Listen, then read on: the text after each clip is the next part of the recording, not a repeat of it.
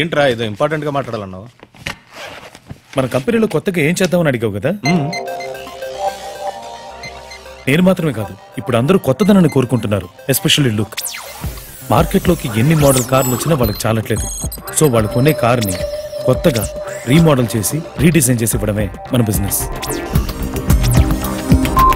Veeba remodelling and redesigning of new cars.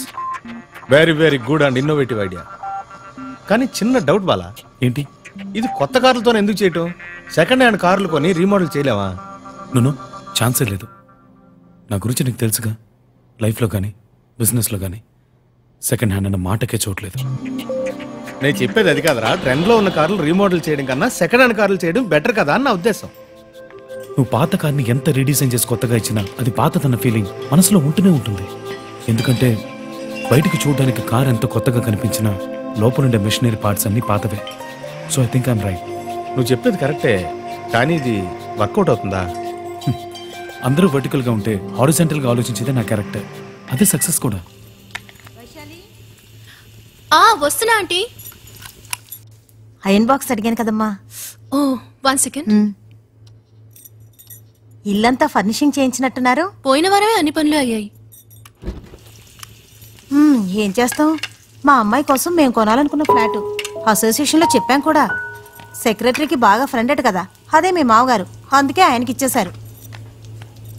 అరే బాగా పెద్దది, 260 లీటర్సా? అవును.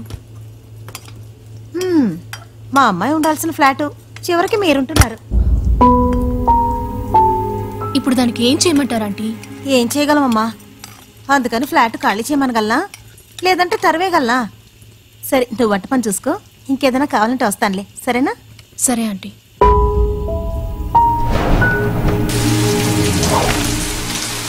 యాక్చువల్గా నువ్వు చెప్పిన కాన్సెప్ట్ ఇంకా కన్ఫ్యూజన్ గా ఉంది. నేను ఎక్స్ప్లెయిన్ చేస్తానని చెప్పాను కదా. హే బాలా, వికీ.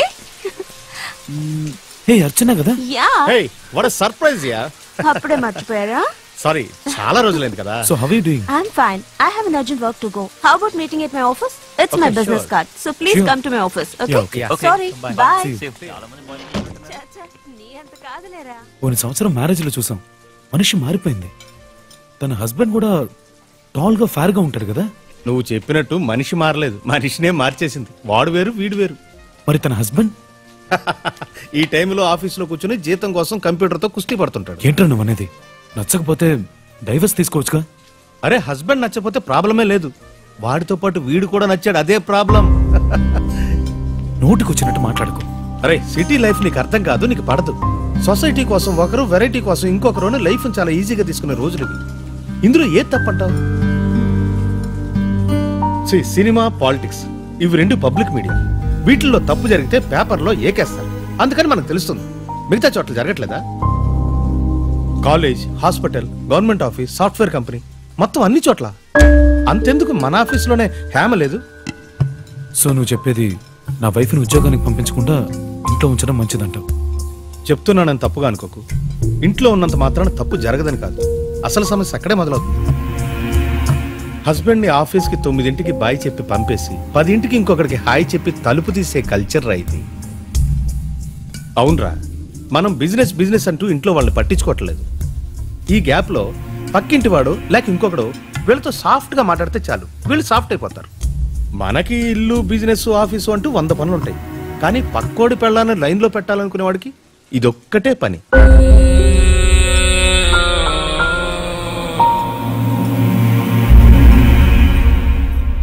ఇక్కడ నుంచి ఎక్కువసేపు మాట్లాడుకో, వెళ్ళు.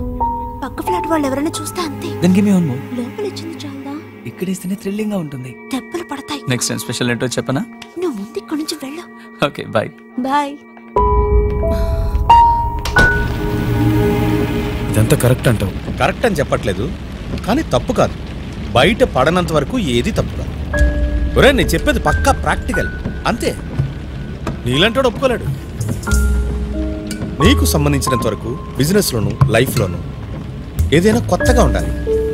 నో సెకండ్ హ్యాండ్ అంటావు కదా, కానీ నా విషయానికి వస్తే బిజినెస్ వదిలే, లైఫ్లో మనకి దొరికే ప్రతిదీ సెకండ్ హ్యాండే, ఇంక్లూడింగ్ వైఫ్.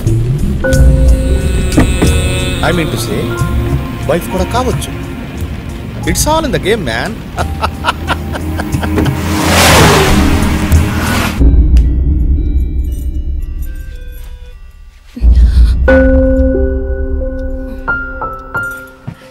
ఎప్పుడొచ్చారు?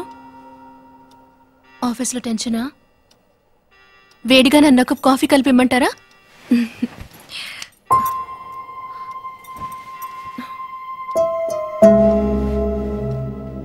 ఈరోజు నేను విక్కీ రెస్టారెంట్కి వెళ్ళాం.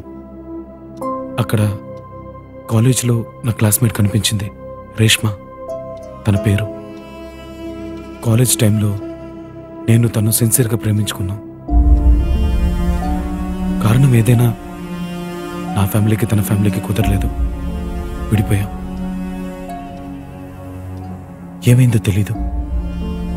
తను కనిపించినప్పటి నుంచి మనసు గుచ్చుతూనే ఉంది. తను దూరం అయినందుకు కాదు, ఇన్నాళ్ళుగా నీతో చెప్పకుండా దాచినందుకు. I'm sorry Vaishu, I'm so.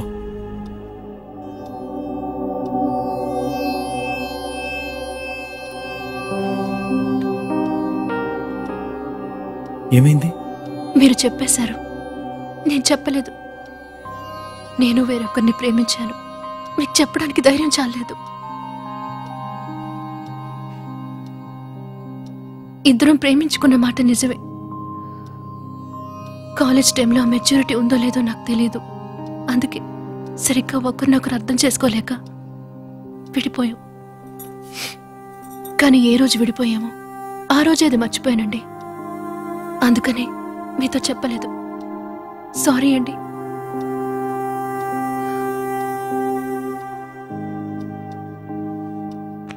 సరే వదిలే, ఇట్స్ ఆల్ రైట్. ఇప్పుడు మనసు చాలా తేలిగ్గా ఉంది. జస్ట్ 1 కప్ ఆఫ్ కాఫీ ఇస్తావా?